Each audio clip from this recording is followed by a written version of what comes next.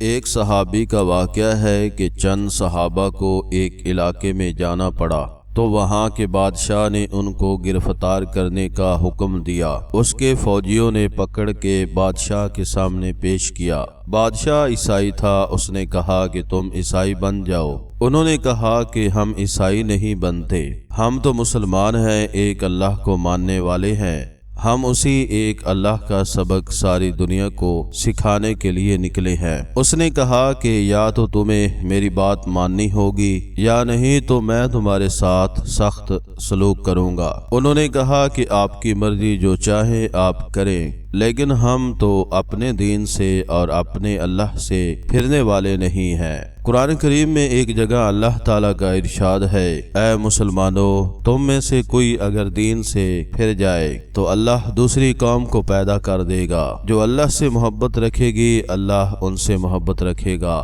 معلوم ہوا کہ اللہ تعالیٰ کو ایسی قوم پسند ہے، ایسے مسلمان پسند ہیں جو اللہ کی محبت میں چور ہوں، سرشار ہوں۔ اس لیے اس کا ذکر کیا کہ تم پھرنا چاہو تو پھر جاؤ، ہمیں کوئی پرواہ نہیں، ہم دوسری قوم کو پیدا کریں گے جو ہم سے محبت کرنے والی ہوگی، اور پھر اس کے نتیجے میں ہم بھی اس سے محبت کریں گے۔ تو وہ صحابہ اکرام کہنے لگے کہ جو چاہے کر، ہم تو پھرنے والے نہیں۔ اس نے اپنے خادموں کو حکم دیا کہ ایک کڑائی میں تیل ڈالو اور نیچے سے آگ جلاؤ۔ چنانچہ جب بہت بڑی کڑائی میں تیل ڈالا گیا اور نیچے سے آگ جلائی گئی اور خوب زبردست طریقے پر اس تیل کو پکایا گیا، جب وہ بالکل پک گیا اور کھولنے لگا تو اس نے ان دو حضرات میں سے پہلے ایک صحابی کو اٹھا کر اس میں ڈالنے کا حکم دیا۔ جب ان صحابی کو اٹھا کر اس میں ڈالا گیا، وہ کباب کی طرح اس میں جل بھن گئے۔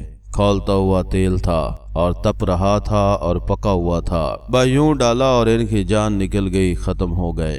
اس کو دیکھ کر جو دوسرے صحابی تھے وہ رونے لگے۔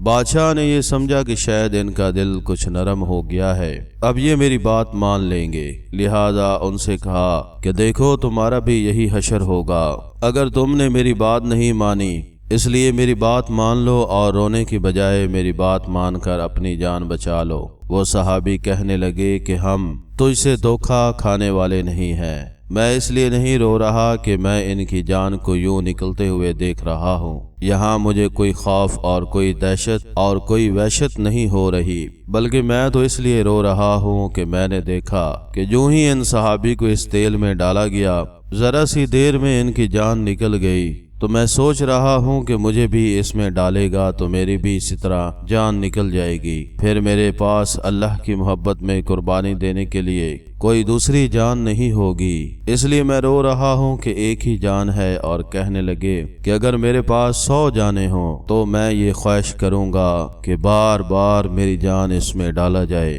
اور میں 100 مرتبہ اللہ کی محبت میں قربان ہو جاؤں۔ اللہ اکبر! کیا محبت تھی اللہ سے، کیا عشق تھا صحابہ کا، کیا دنیا کا کوئی عاشق محبت کی ایسی مثال اور نظیر پیش کر سکتا ہے۔ حدیث میں بھی آتا ہے کہ رسول اللہ صلی اللہ علیہ وآلہ وسلم نے فرمایا، اس ذات کی قسم جس کے قبضہ میں میری جان ہے، میں یہ چاہتا ہوں کہ اللہ کے راستے میں مجھے قتل کیا جائے، پھر زندہ کیا جاؤں، پھر قتل کیا جاؤں، پھر زندہ کیا جاؤں، پھر قتل کیا جاؤں، پھر زندہ کیا جاؤں۔ یہ اللہ کے راستے میں مرنا اللہ کی محبت میں مرنا ہے۔ جب یہ محبت غالب ہوتی ہے تو اس کا یہ حال ہوتا ہے۔